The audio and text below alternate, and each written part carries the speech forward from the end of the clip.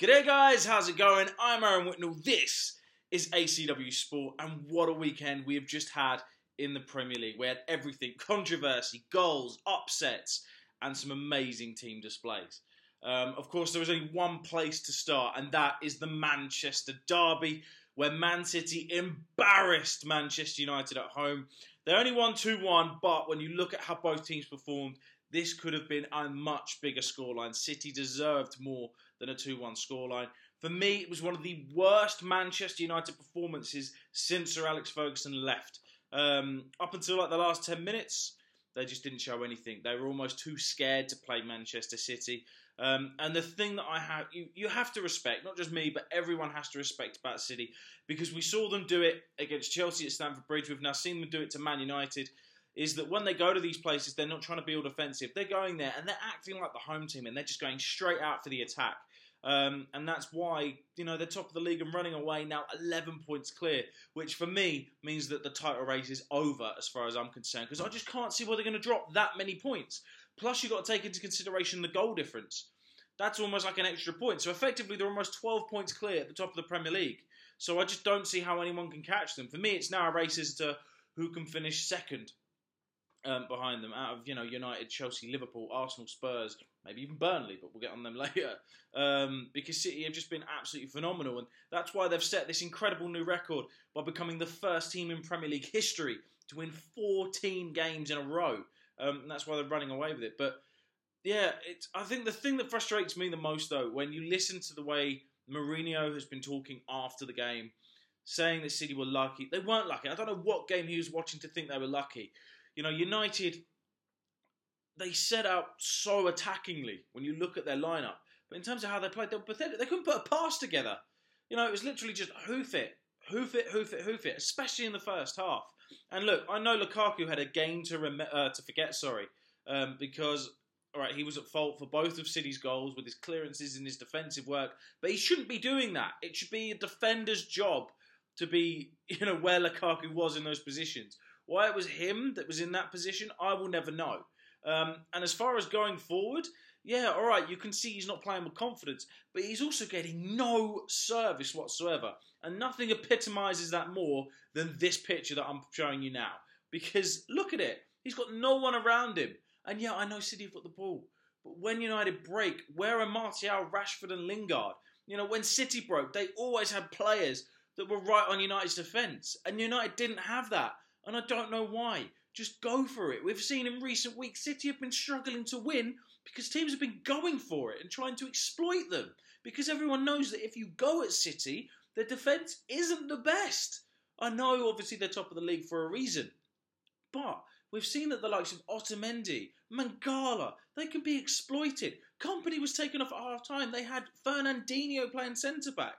Go for it. And United didn't have the balls, in my opinion, to do it. And that is why Manchester City run out 2-1 winners. And, yeah, United are going to have to go back to the drawing board. I don't think you can get on Lukaku's case too much just yet. I know he's in bad form, but I do think that will come back to him. He's only 24. He's got a long career ahead of him yet. Just remember how young he is. But yeah, I think there's other players that you could look at and just say they weren't at the races. And for me, another decision that really baffled me from Mourinho is Juan Mata. Why is Juan Mata starting on the bench when you haven't got Pogba?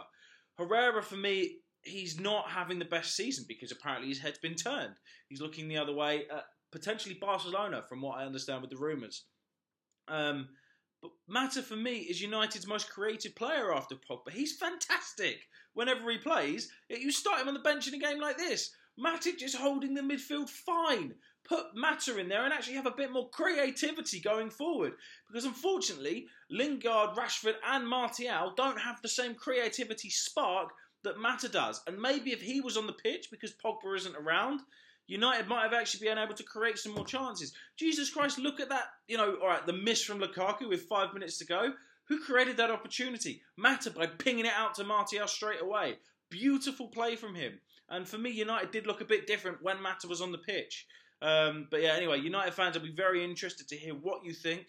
Do you agree with what I've had to say about how United have played? Please comment below, let me know. As for Man City, cannot talk more highly of how you guys are playing. This could be a season to remember for you guys. I wouldn't be surprised if City won the quadruple the way that they are going at the moment. And you guys fully deserve it. I know that everyone's going to go on about money and blah, blah, blah, and how much you've spent. But it's not just how you spend your money. It's what you spend it on. And City have spent their money so smartly. They've created a proper team. They've not just thrown money at something and hope that it sticks. Pep has really, really thought about where he needed to spend the money and how. And look how it's played out for him. It's not like Everton, for example, who were the second highest spenders in the Premier League in the summer. And look where they are. Just because you throw money at something doesn't mean it's going to work. So you've got to give City credit.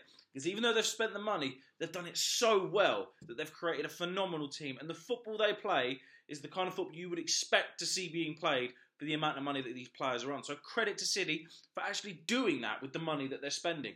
Why not? Why not? No one can argue. Let's just sit back, relax, and enjoy watching them play. Because for any football fan out there, you have to admit they are phenomenal to watch when they go at teams like they have in the big games this season against United and against Chelsea for me. Moving on to the other big derby that took place this weekend, the Merseyside derby. And it ended with Liverpool dropping points, Everton picking up a massive draw at Anfield, 1-1. Sam Allardyce, still undefeated as Everton manager in the time he's taken over. And for me, I honestly thought Liverpool were going to blow Everton away. Just because of the way Liverpool have been playing the last few weeks. I thought Everton would play better than what they did, but they got points, so who cares? But the second I saw that lineup that Klopp put out, I thought, wow, Everton are going to get something here. The lineup baffled me. How can you start a player in Coutinho who scored a hat-trick in midweek, drop him for such a big game? You know, if you want to play Solanke, don't get me wrong, I want Solanke to do phenomenally well as he's a young Englishman at a big club. But surely you should have switched the games around. I mean, no, in fact, Liverpool were always going to beat Spartak Moscow. I know that they didn't away, but come on, it's at Anfield, be real. You know, Liverpool should have smashed them, which they did. But how can you then drop the likes of Coutinho, Firmino, Wijnaldum for such a massive game? And it's backfired on him. And look, he could moan all he wants about the penalty decision.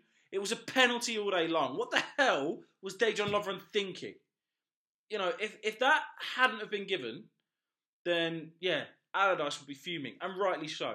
If it had been the other way round and Liverpool had won that penalty, Klopp would have said penalty all day long. I know that that's the way football managers work, but it was blatant. No one could argue with it. It was just such a stupid, clumsy decision.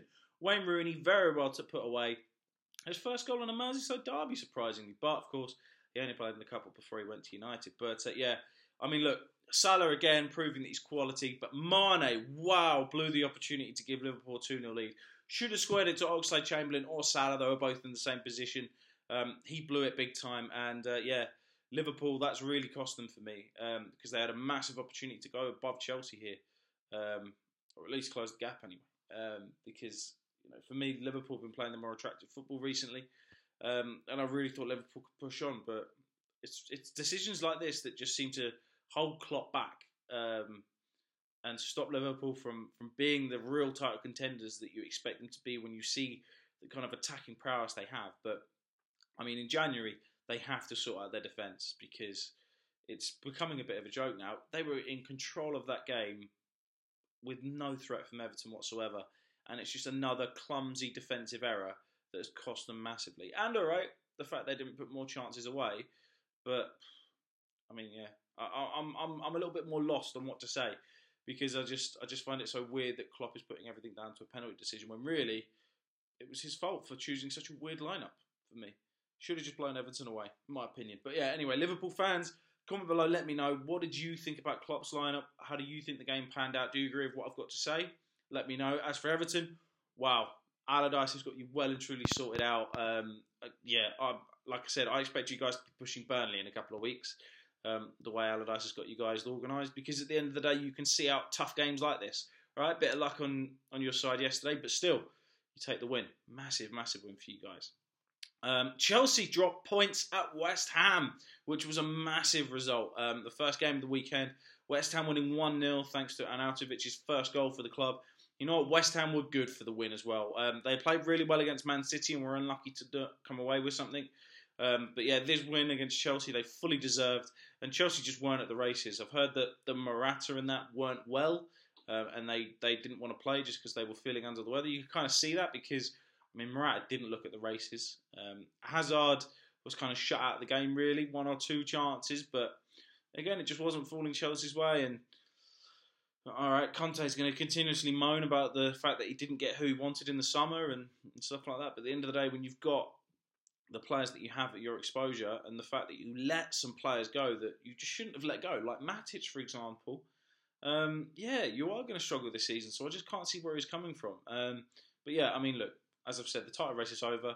It's now a race as to who's going to finish in 2nd and 3rd and get the automatic Champions League spots for me.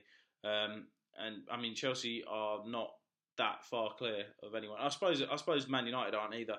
But yeah, it's just another performance from Chelsea that you just don't expect to see coming. So yeah, disappointing result, and you're just going to have to expect them to fully bounce back in their next game and just keep that pressure on the top 4 really, and try and keep themselves clear of the likes of Liverpool, Arsenal, and Tottenham, who are just behind them.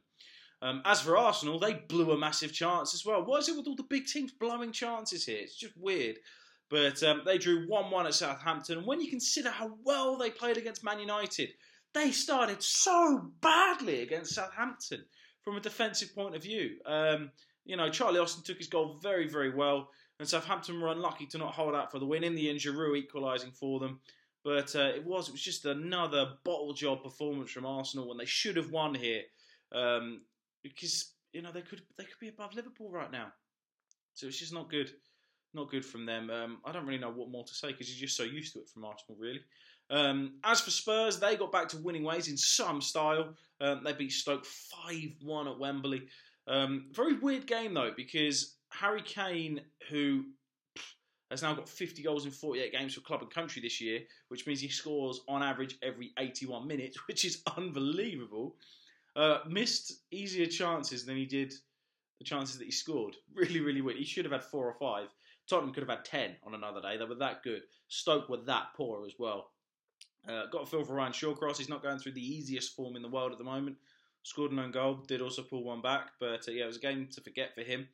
But yeah, Spurs now become the first team in top flight history to score 4 or more goals in 4 consecutive games against the same team. So they love playing Stoke. But yeah, I mean, a defeat like this has got to put massive pressure on Mark Hughes. But it's a big win for Spurs, and it gets them back in touching distance with the top 4, which is brilliant for them. Then down at the bottom, Crystal Palace blew a massive chance to beat Bournemouth. Benteke missing a 90th minute penalty. I just don't understand why the first penalty taker, Milivojevic, I think that's how you pronounce it. I'm sorry if I'm pronouncing it wrong, but you know, he put away his penalty brilliantly, and he's been their penalty taker, so I don't get why Benteke's taken this penalty. It was so bad. What is up with his technique? Seriously. Just power. Put some power behind it. It's just absolutely baffling. It makes it easy for the keepers. But, yeah, it was an awful penalty. I mean, don't get me wrong, it's good because Palace are off the bottom. Oh, no, they're not. They've been put back down to the bottom now. So it's awful. I mean, they showed some fight. Yeah, they were a bit unlucky. But, I mean, the main bit for me of this game was Jermaine Defoe's wonderful half volley. Absolutely stunning goal. His 200th league goal in his career. And it was some goal as well to celebrate. But, yeah, just a very weird decision at the end there that, you know, could prove massive come the end of the season for Crystal Palace. Another team going through some hard times recently are Newcastle United. They lost 3-2 at home to Leicester in their 125th anniversary game. Now, don't get me wrong, Newcastle started brilliantly. They scored their fastest goal in the Premier League since November 2013. But every goal that was kind of scored in this game, you just think defensive error, poor goalkeeping, defensive error. It was just a very weird game. But, you know, Leicester, big win for them. They're now up to 8th, and they've only lost once in the 8 games that Claude Puel has been in charge of them now, and that was to Manchester City, which they were a little bit unlucky in that game. So it's been a fantastic turnaround for them. Very much expecting Leicester to be up there with Burnley, Everton, maybe even pushing for a top six finish if the other teams keep blowing their chances like they have been. But yeah, big win for them. Another good performance from Mahrez and Gray. And yeah, it's such a turnaround from earlier on in the season for them. As for Newcastle, though, there's such massive problems at the club.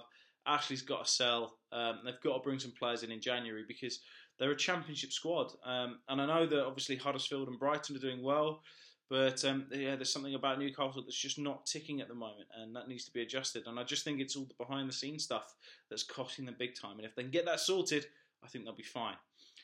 Burnley versus Watford. Burnley pick up another win thanks to a lovely goal from Anfield. They're now only 4 points off of third place. 1 point behind Arsenal and level on points with Spurs. What a season. Simple as that. Just phenomenal. And look, I've praised Burnley so much over the past few weeks. I'm not really sure what more to say about them. But this Christmas period could be really exciting. Can you imagine if we get into the new year and Burnley is sitting third? That would just be incredible. So I hope it happens because it would just be fantastic and so refreshing to see. But yeah, keep going, Burnley. Keep going. Swansea, massive win for them down at the bottom. Actually moves them off of the bottom spot. But they're now only 1 point behind West Brom. West Brom, though, they're now level on points with West Ham. And seriously, well, they sacked Pulis. I don't know. I'm just not confident that Pardew's going to keep him up. But we'll just have to wait and see. But this was a massive, massive win for Swansea. And I'll tell you what, big goal for Wilfred Bonny as well. Could really boost his confidence. He's now scored in 2 games. And hopefully he can get back to the scoring form he was in for Swansea the first time he was there. And then to finish things off, Huddersfield, they beat Brighton 2-0. They're both just under each other in the Premier League table. Fairly safe, above the relegation zone. But it's good to see Mounier back amongst the goals because since the opening day of the season, he's really been struggling. But yeah, good win for Huddersfield. Keeps up their fantastic home form. And you just think at the moment that seems to be the thing that's going to keep them up. So hopefully they can keep that going. But they face a stiff test when Chelsea come to them in the week. As for Brighton, yeah, it was an upsetting defeat. But they'll bounce back, no doubt, especially in the next home game. Because again, like Huddersfield, they seem to be using their home form to really keep them above that relegation zone, which is obviously so key. And that pretty much sums up everything that happened this weekend in the Premier League. Please comment below, let me know, do you agree with all of the points that I've had to make? Are there any other points that you think I should have made? Anything you disagree with? I want to hear all your thoughts, especially about the Manchester derby, the Merseyside derby, Klopp, Guardiola, Mourinho. Let me know what you're thinking. As always, I'm Aaron Whitnell. This is ACW Sport, and I'll be back tomorrow with my Premier League predictions for the next round of fixtures for the 2017-2018 season. So see you guys again soon.